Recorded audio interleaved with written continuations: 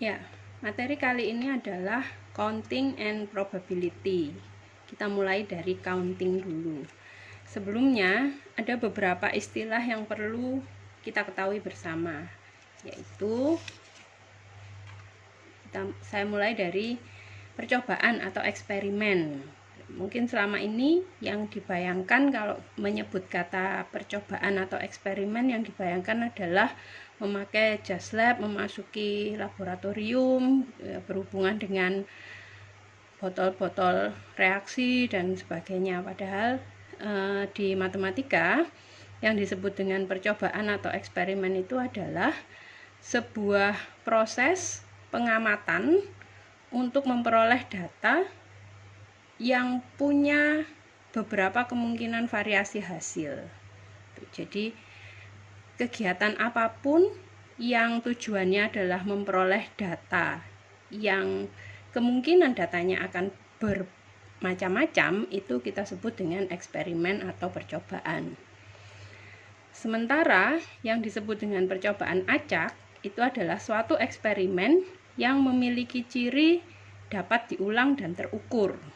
Nah, jadi kalau Anda perhatikan contohnya itu, maka semua kegiatan yang hasilnya bisa bermacam-macam, lalu dapat diulang dan hasilnya itu terukur, maka itu kita sebut dengan percobaan acak.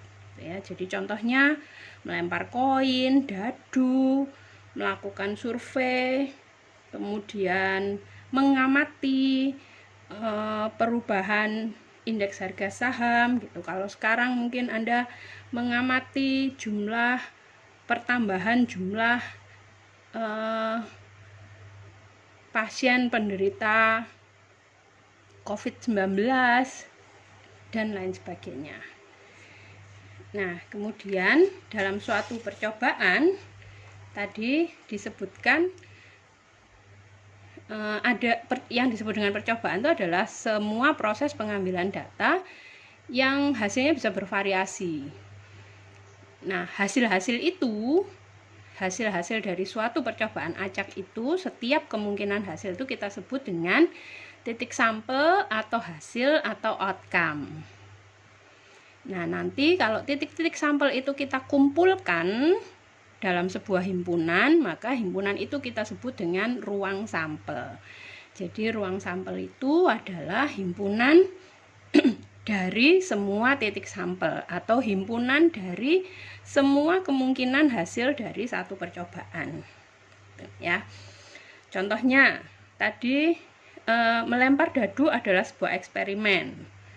Kemudian hasil yang mungkin, karena kita semua tahu dadu normal itu adalah kubus yang terdiri dari 6 muka gitu ya. Masing-masing muka diberi tanda titik begini, menandakan mulai dari 1 titik sampai 6 titik gitu ya. Jadi hasil yang mungkin kalau kita lempar satu dadu, maka hasil yang mungkin yang kelihatan di atas itu adalah titik ya, permukaan yang titiknya 1, titiknya 2, 3, 4, 5 atau 6.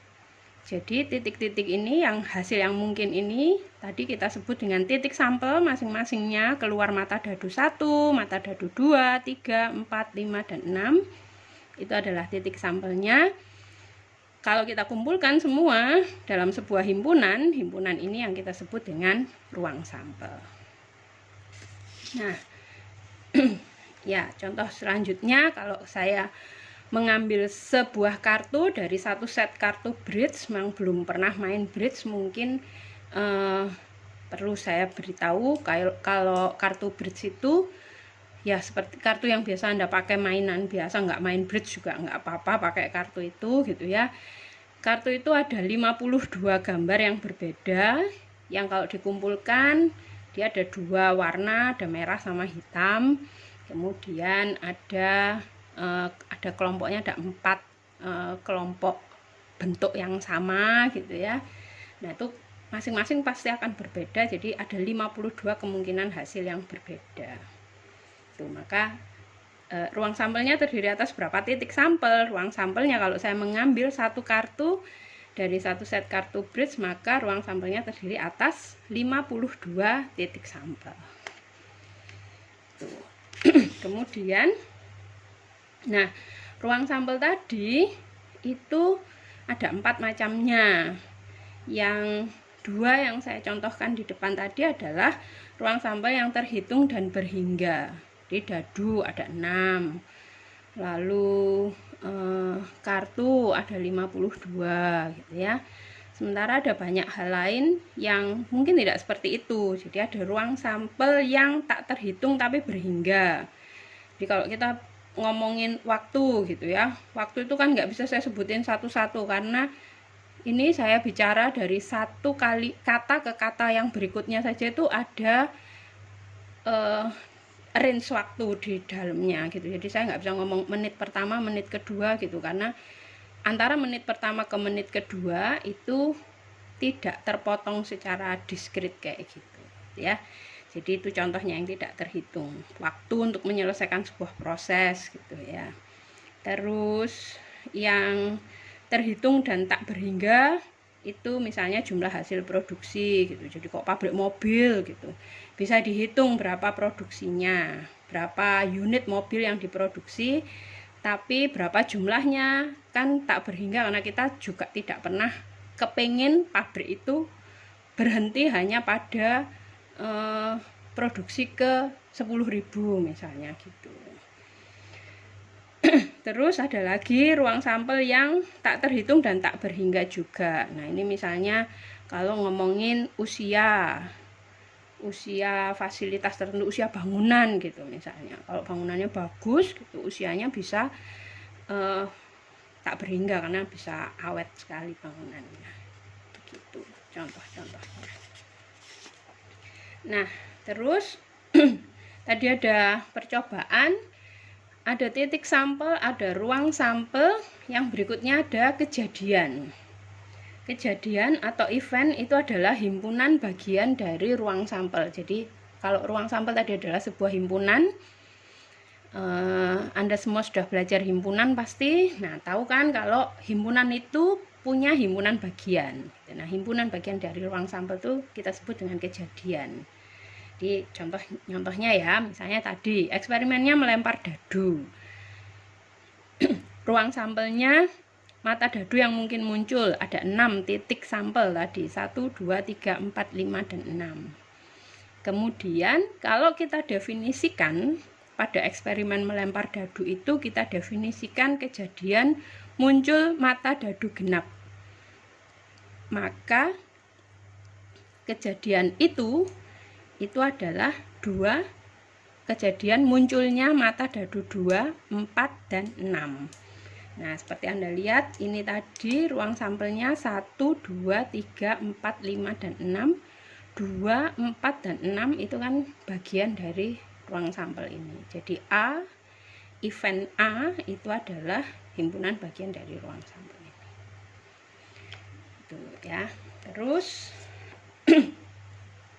nah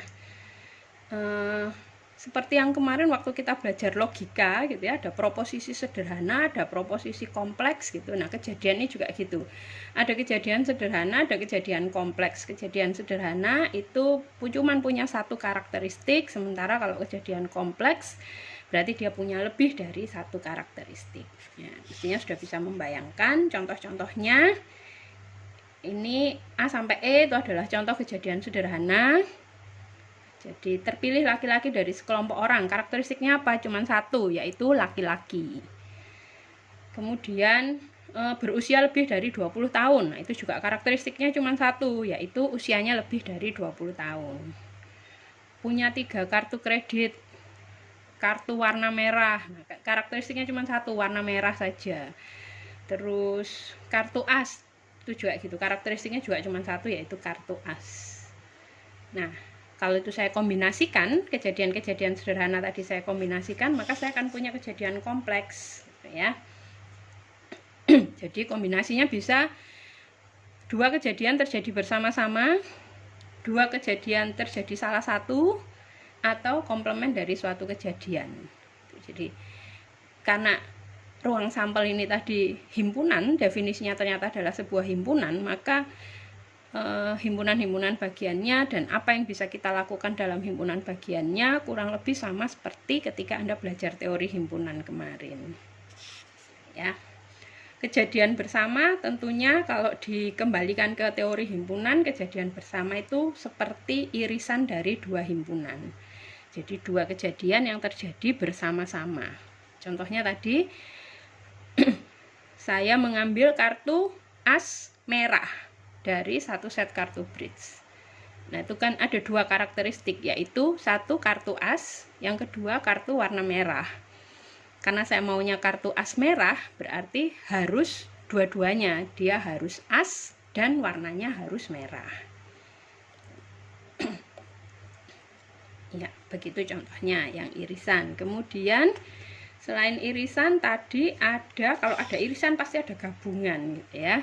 Nah, gabungan itu seperti sudah kita pelajari kemarin, boleh terjadi salah satu atau boleh dua-duanya gitu. Jadi kalau tadi balik lagi ke kartu tadi, misalnya saya mengambil kartu as atau kartu warna merah gitu. Itu kan saya dapat as betul, saya dapat kartu warna merah juga betul, saya dapat as warna merah itu juga betul.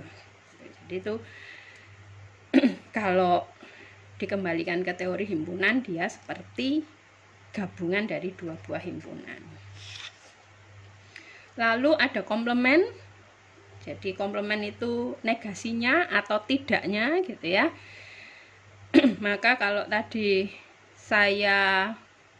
kejadian yang saya definisikan adalah terambilnya kartu as, komplementnya berarti yang terambil bukan kartu as.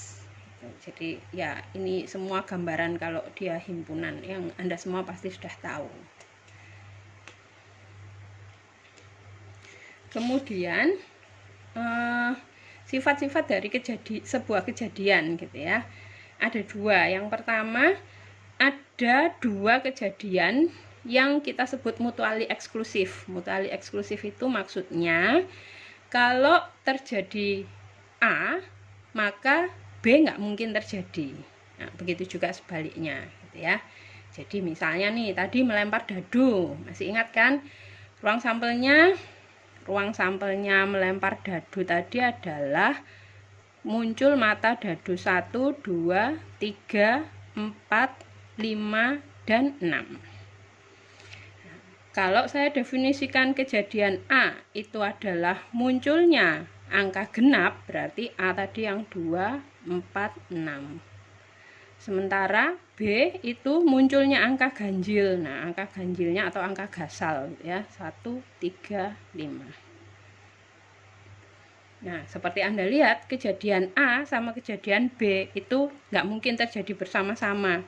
Kalau A terjadi, pasti tidak B. Kalau B terjadi, berarti pasti tidak A. Jadi, peluangnya A irisan B terjadi itu adalah himpunan kosong. Begitu. Terus sifat kejadian yang kedua adalah dua kejadian yang collectively exhaustive gitu ya. Maksudnya tuh dalam sebuah ruang sampel paling tidak ada satu hasil yang pasti terjadi. Jadi kayak tadi misalnya ngelempar dadu gitu ya, ruang sampelnya muncul mata dadu 1, 2, 3, 4, 5, 6. Kalau kita lempar satu dadu pasti muncul salah satu dari 6 itu gitu kan, nggak mungkin munculnya tiba-tiba muncul mata dadu 7 gitu, nggak mungkin karena nggak ada. Atau jadi dari 1, 2, 3, 4, 5, 6 itu nggak ada yang terjadi, itu kan juga nggak mungkin. Nah, sama kayak gini, melempar koin itu cuma ada dua sisi, muka sama belakang, ya maka salah satu pasti terjadi. Ya, kemudian aturan dasar pada sebuah ruang sampel ada dua, ada aturan perkalian dan aturan penjumlahan. Ya, jadi yang dimaksud dengan aturan perkalian, kalau percobaan 1 itu punya kemungkinan M hasil percobaan dan percobaan 2 punya N kemungkinan hasil percobaan, maka kalau dua percobaan itu dilakukan bersama-sama, maka akan terdapat M kali N kemungkinan hasil percobaan. Sementara kalau hanya satu percobaan saja yang dilakukan dari 2 percobaan dengan kemungkinan seperti tadi, maka kemungkinan hasilnya hanya M plus N. Ya, saya contohkan saja. Misalnya ini, ada 7 mata kuliah ditawarkan di pagi hari gitu ya. Jadi yang pagi itu ada mata kuliah 1, 2, 3, 4, 5, 6, 7. Kemudian yang siang itu ada 5 mata kuliah ditawarkan di siang hari. Mata kuliah siang misalnya 1, 2, 3, 4, 5. Nah, kalau sekarang ditanyakan berapa banyaknya pilihan bagi seorang mahasiswa untuk mengambil 1 mata kuliah pagi dan 1 mata kuliah siang.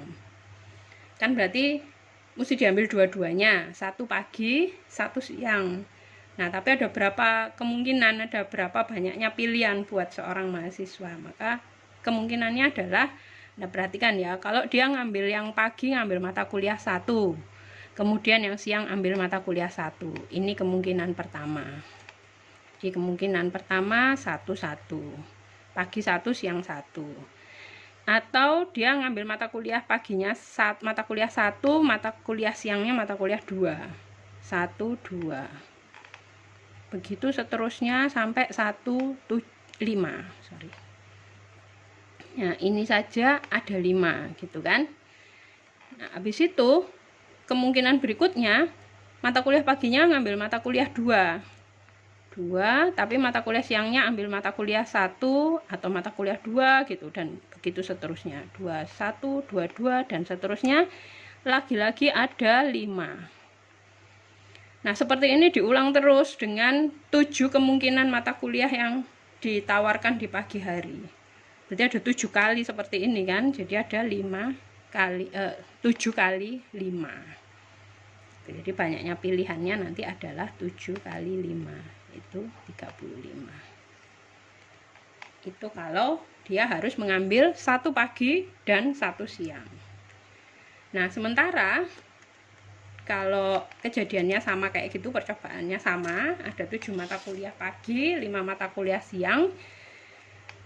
Kalau dia cuma mau ngambil 1 mata kuliah saja, nggak peduli nih pagi atau siang, dia cuma mau ambil 1, maka banyaknya pilihannya adalah ada 7 di pagi ditambah 5 di siang. Terserah dia mau diambil yang mana. Jadi banyaknya pilihan ada 12. Gitu. Ya, cukup jelas. Kalau sudah jelas, kita lanjutkan ke, jadi tadi itu istilah-istilahnya gitu ya. Nah, sekarang kita baru ke countingnya. Ada beberapa hal yang akan kita pelajari di sini. Yang pertama, permutasi. Permutasi itu adalah banyaknya cara untuk menyusun n objek dengan memperhatikan urutan atau posisi. Jadi kata kuncinya ini ya, memperhatikan urutan atau posisi. Ini contohnya, misalnya saya mau menyusun 3 huruf yang berbeda, A, B, C. Posisi diperhatikan, berarti maksudnya posisi diperhatikan itu antara huruf A berada pada posisi pertama dengan huruf A berada pada posisi kedua dan huruf A berada pada posisi ketiga, itu adalah kemungkinan yang berbeda. Jadi kayak gini ya, ini pertama A, B, C, ini A, B, C sama B, A, C, itu kemungkinan yang berbeda karena posisinya beda. Jadi ini ada A, B, C, posisi satunya tetap A, posisi 2-nya ganti C, lalu karena ini udah diambil di posisi 2, maka sisa posisi 3-nya tinggal B. Jadi karena A udah di posisi 1, kemungkinan posisi 2-nya kan tinggal 2 huruf B atau C. Kalau posisi 1 sudah terisi, posisi 2 sudah terisi, maka posisi ketiganya tidak ada kemungkinan lagi karena tinggal tersisa 1 huruf saja. Nah, ini kalau kita susun satu-satu kemungkinannya, maka Anda perhatikan di posisi 1 hurufnya masih lengkap, masih 3, berarti ada 3 kemungkinan. Sampai di posisi 2 itu hurufnya udah terambil 1 di posisi 1, jadi tinggal 2 kemungkinannya. Di posisi 3 hurufnya udah tinggal 1. Nah, ingat ini tadi itu kan harus terjadi bersama-sama karena saya harus menyusun 3 huruf. Jadi kita harus pakai aturan perkalian. Maka banyaknya kemungkinan adalah 3 kali 2 kali 1. Yang itu sama dengan 3 faktorial.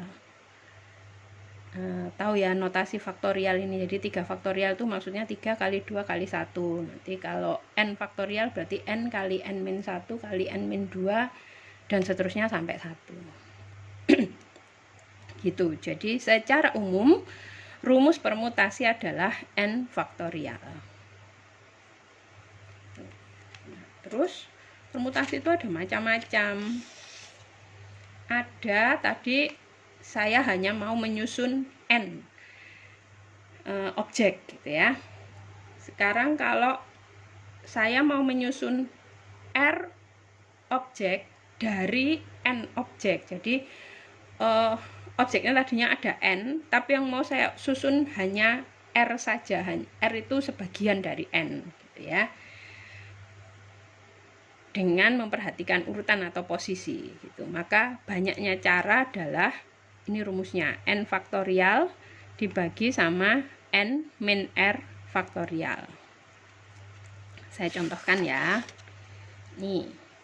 Kalau tadi kita cuma menyusun 3 huruf berbeda.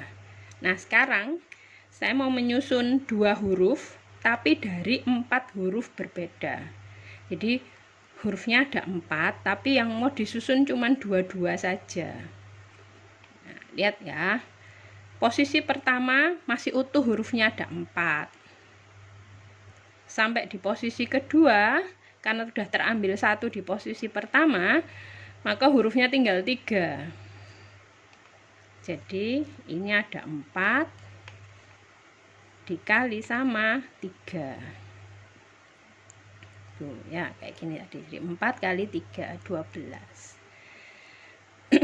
Yang ini tuh kalau kita lihat ya, 4 kali 3 itu sebetulnya kan 4 kali 3 kali 2 kali 1 dibagi sama 2 kali 1.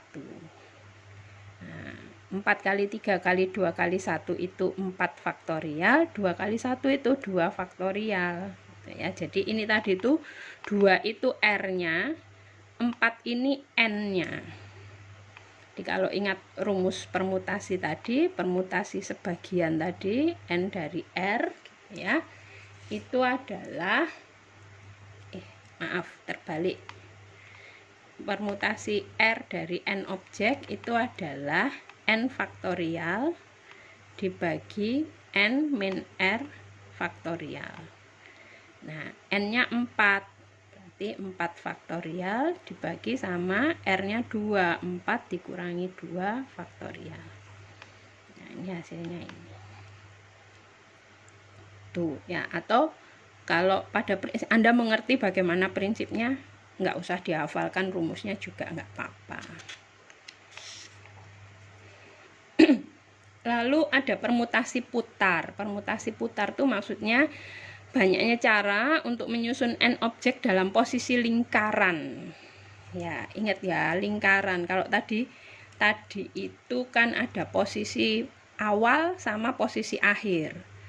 Nah, karena sekarang bentuknya lingkaran, maka nanti posisi awal sama posisi akhirnya ini kayak ketemu gitu. Makanya banyaknya cara adalah n-1 faktorial. Karena ujung-ujungnya ini bisa dianggap hanya 1 saja. Nih contohnya, lihat ya tadi. Menyusun 3 huruf, tapi sekarang dalam posisi putar gitu ya. Maka nanti jadinya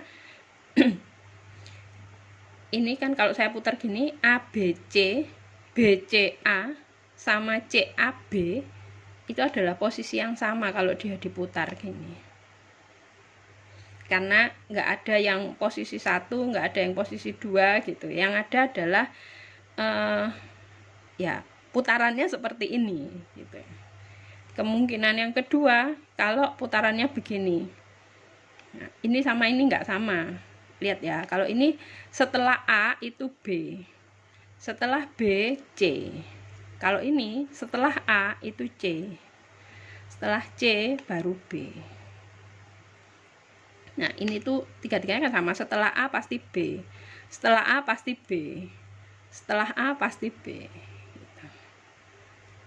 Nah, jadi kalau tadi dari 3 huruf tadi cuma ada 2. Kalau permutasinya permutasi putar, maka kemungkinannya cuma 2. Gitu ya. Jadi tadi kan 3 N-nya. Kalau N-1 berarti 3 dikurang 1 faktorial, yaitu 2 faktorial. 2 faktorial itu kan 2 kali 1, cuman ada 2. Gitu ya. Terus ya ini contoh-contoh yang lain ya. Jadi kalau misalnya ada 4 pemain bridge duduk dalam posisi melingkar, maka berapa cara pengaturan tempat duduk yang mungkin gitu. Karena ada 4 ya, berarti 4 min 1 faktorial. Tuh. Nah, terus yang terakhir dari permutasi ada permutasi kelompok gitu ya. Permutasi kelompok itu maksudnya permutasi n objek, yang n objek itu bisa kita kategorikan dalam k kelompok. Jadi nanti ada beberapa kelompok dalam n objek itu, yang masing-masing kelompok punya banyaknya anggota kelompok itu sendiri-sendiri gitu. Jadi N1 itu adalah banyaknya objek di kelompok 1, N2 banyaknya objek di kelompok 2, dan seterusnya. Maka nanti permutasinya adalah N faktorial dibagi N1 faktorial, N2 faktorial, dan seterusnya sampai kelompok yang terakhir. Nah, gini contohnya. Ya, ini contoh dari permutasi kelompok gitu ya. Misalnya ada pohon Natal yang mau dihiasi dengan 9 bola lampu yang dirangkai seri seperti ini. Jadi ada ini bola lampu 1, 2, dan seterusnya. Kemudian dari 9 bola lampu tadi itu ada 3 yang warnanya merah, 4 warnanya kuning, 2 warnanya biru. Berarti kan dari 9 itu bisa kita bagi jadi 3 kelompok, yaitu kelompok 1, 2, dan 3. Kelompok 1 yang warnanya merah, kelompok 2 warnanya kuning, kelompok 3 yang warnanya biru. Masing-masing jumlah objeknya, yang warnanya merah ada 3, yang warnanya kuning ada 4, yang warnanya biru ada 2. Kemudian jumlah seluruhnya ada 9. Maka banyaknya cara menyusun 9 bola lampu tadi adalah 9 faktorial, N-nya 9, dibagi sama 3 faktorial kali 4 faktorial kali 2 faktorial. Gitu. Nah, kemudian yang berikutnya setelah permutasi adalah kombinasi. Jadi kombinasi itu sama seperti permutasi, bedanya jadi ini perkara bagaimana cara kita menyusun R dari n objek. Tapi kalau tadi permutasi itu urutan diperhatikan, kalau kombinasi sekarang urutan tidak diperhatikan. Nah, notasinya seperti ini. Kalau tadi permutasi pakai huruf P, notasinya kalau kombinasi pakai huruf C gitu ya.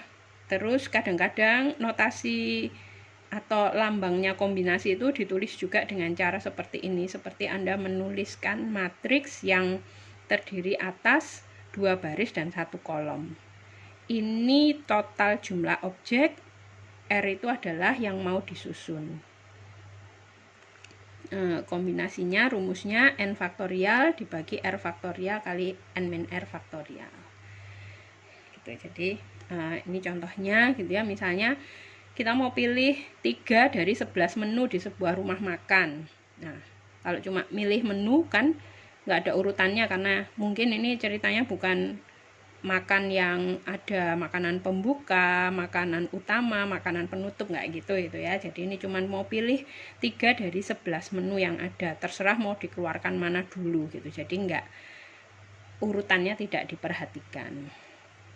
Maka banyaknya cara untuk memilih 3 dari 11 menu itu ada 165 ini. 11 faktorial dibagi 3 faktorial kali 11 dikurang 3 faktorial. Gitu. Ya. Kemudian nah, ini supaya lebih terbayang, saya ambil contoh yang sama seperti tadi. Mau menyusun 2 dari 4 huruf berbeda. Kombinasinya adalah, kalau tadi permutasi, karena lihat antara AB sama BA, kalau dipermutasi ini dihitung sebagai 2 kemungkinan yang berbeda, karena A di depan sama A di belakang itu nggak sama. Sementara kalau kombinasi, saya cuma mau menyusun saja tanpa memperhatikan urutan. Jadi kayak saya cuma mau ngambil 2 dari 4 huruf berbeda. AB sama BA jadinya sama, karena toh sama-sama terambil A dan B. Gitu. Nanti AC sama CA juga sama, jadi ini nggak perlu dihitung lagi. Terus AD sama DA sama, jadi ini juga nggak perlu dihitung lagi. Begitu seterusnya, sehingga Anda perhatikan yang tadinya dari permutasi 2 dari 4, jadi P42 tadi kan rumusnya 4 faktorial dibagi sama 4 dikurang 2 faktorial. Nah, terus ini masih dibagi lagi sama 2 kali 1, karena tadi yang sama-sama tadi tidak perlu dihitung lagi. Jadi kombinasi nanti hasilnya, jadi ini tadi kan ini masih dibagi sama 2 kali 1, jadi 4 faktorial per 2 faktorial kali 2 faktorial, hasilnya jadi kombinasi gitu.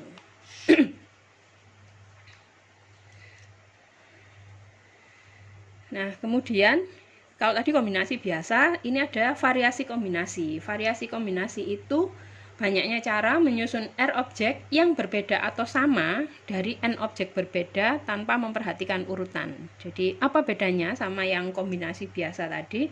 Bedanya adalah, kalau Anda perhatikan ya, lihat nih, ini yang kombinasi contoh tadi. Kalau saya udah ngambil A, maka kemungkinan berikutnya itu nggak mungkin A lagi. Kemungkinan berikutnya adalah B atau C atau D.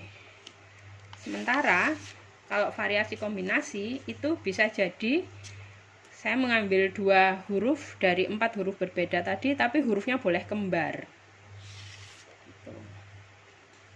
Nah, ini jadi contohnya gini. Kombinasi 2 dari 4 huruf berbeda tapi boleh kembar. Jadi kayak gini tadi, kalau A udah diambil, maka di kemungkinan kedua masih mungkin A terambil lagi. Itu karena boleh kembar, boleh AA. Ya, ini sisanya yang lain tadi. Gitu ya. Nah, terus kalau kombinasi kan urutan tidak diperhatikan. Jadi kalau ini sudah A dengan semua kemungkinan yang lain gitu ya. Lalu yang ini B dengan semua kemungkinan yang lain. Kenapa nggak ada A lagi di sini? Karena yang A sudah di sini gitu. Jadi kombinasi tadi kan nggak memperhatikan urutan gitu. Jadi antara AB sama BA kan sama saja. Jadi kalau sekarang saya mau memperhatikan yang B, kemungkinan-kemungkinan yang melibatkan A itu sudah kita perhatikan di yang pertama ini. Jadi ini tinggal B dengan B, B dengan C, B dengan D. Kalau sekarang ini udah yang sama A, ini udah yang sama B, kemudian yang C tinggal C sama C atau C sama D.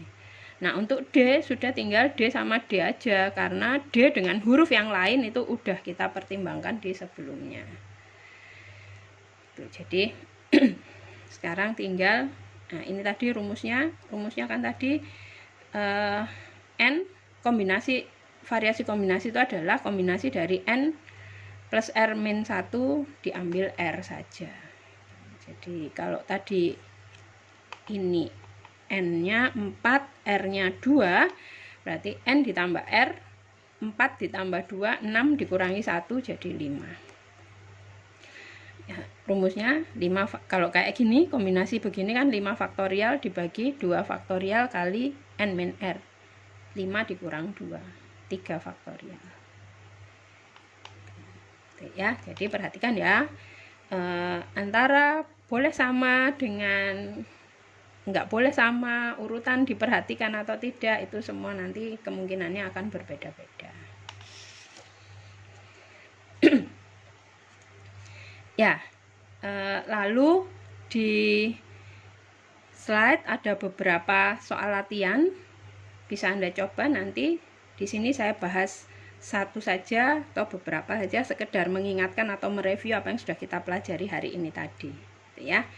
Jadi ini contohnya, misalnya ada perusahaan punya 6 kantor cabang, Surabaya, Malang, Jakarta, Bandung, Ujung Pandang, dan Medan. Terus ada satu karyawan baru yang mau ditempatkan di salah satu dari 6 kantor cabang tersebut. Nah, ini eksperimen nih, gitu. Eksperimen apa?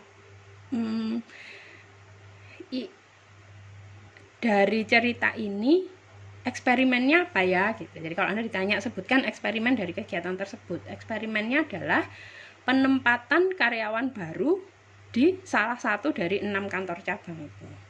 Itu eksperimennya. Nah, ruang sampelnya apa? Ruang sampelnya kan kemungkinan hasilnya, gitu. Jadi kalau tadi eksperimennya adalah penempatan karyawan baru, gitu ya. Karena perusahaan itu punya 6 kantor cabang, maka kemungkinannya karyawan baru ini kemungkinannya kalau nggak ditempatkan di Surabaya, ya di Malang, di Jakarta, di Bandung, Ujung Pandang, atau Medan.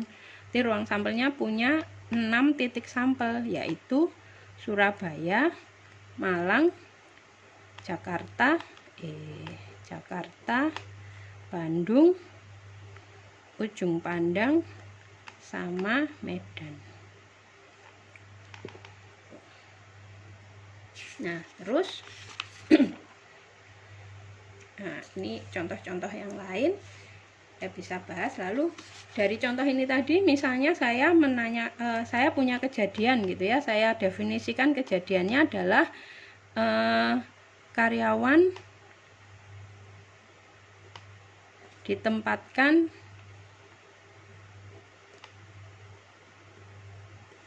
di Jawa Timur, gitu. Nah, maka kejadian ini adalah kejadian yang mana? Ya, kota mana, cabang mana yang letaknya di Jawa Timur. Jadi karyawan itu kalau dia dibilang ditempatkan di Jawa Timur, kemungkinannya dia ditempatkan di Surabaya atau di Malang. Tuh. Ya, terus ada beberapa contoh lagi. Ini Anda bisa coba sendiri. Ya, ini yang tadi saya sudah sampaikan, jawabannya juga sudah.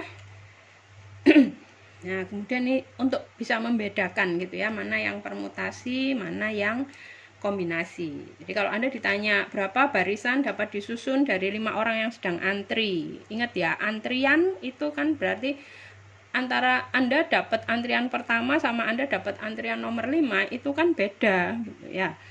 Kalau antrian pertama berarti Anda dipanggil duluan, kalau antrian nomor 5 ya berarti Anda nanti akan dipanggil nomor 5, gitu. Nah, sehingga urutan menjadi penting. Karena urutan menjadi penting, maka ini termasuk permutasi karena dia memperhatikan urutan. Tuh, sementara kalau kayak gini, misalnya Ubaya punya 12 pemain basket. Terus mesti kan kalau pertandingan basket itu di awal ada yang namanya apa, pemain awal tuh ya, starter gitu. 5 kan? Nah, 5 tuh ada 5 posisi yang berbeda gitu. Kalau di basket kan gitu, ada 5 posisi yang berbeda. Nah, kira-kira kalau jadi pelatih ada berapa kemungkinan formasi awal yang bisa dibentuk gitu. Karena 5 ini posisinya beda-beda, jadi kan antara si A menjadi center atau si A menjadi point guard gitu, atau si A menjadi penyerang gitu, itu kan beda gitu ya. Nah, jadinya ini termasuk kasus permutasi. Permutasi apa? Permutasi sebagian, karena jumlah pemainnya ada 12, tapi sebagai awal yang dipilih cuma 5 saja. Tuh. Jadi ini permutasi 5 dari 12. Nah, sementara kalau kayak gini ada 3 dadu dilempar, banyaknya hasil berbeda yang mungkin adalah gini. kalau saya ngelempar 3 dadu kan nggak ada yang saya kasih nama dadu 1, dadu 2 atau dadu 3 gitu. Jadi nggak peduli urutannya menjadi tidak penting lagi gitu, karena saya lempar bareng-bareng gitu. Jadi banyaknya hasil yang berbeda yang mungkin itu sama saja saya ditanya kombinasi gitu. Kenapa R-nya cuma 3? Karena kalau 3 dadu saya lempar, maka permukaan yang kelihatan pasti cuma 3. Dari berapa kemungkinan mata dadu itu sisinya ada 6. Nah, maka N-nya jadi 6, R-nya 3. Ini kombinasi biasa atau variasi kombinasi gitu. Karena antara dadu 1 sama dadu 2 itu mungkin saja muncul angka yang sama, bahkan tiga-tiganya mungkin muncul angka yang sama, maka ini termasuk kasus variasi kombinasi. Tuh. Ya, gitu caranya membeda-bedakan. Gitu ya. Selanjutnya latihan-latihan yang lain bisa Anda coba dulu. Nanti kalau ada kesulitan bisa ditanyakan lewat media-media yang disediakan. Boleh lewat email, boleh di forum di ULS, atau dengan media yang lain. Gitu. Selamat belajar.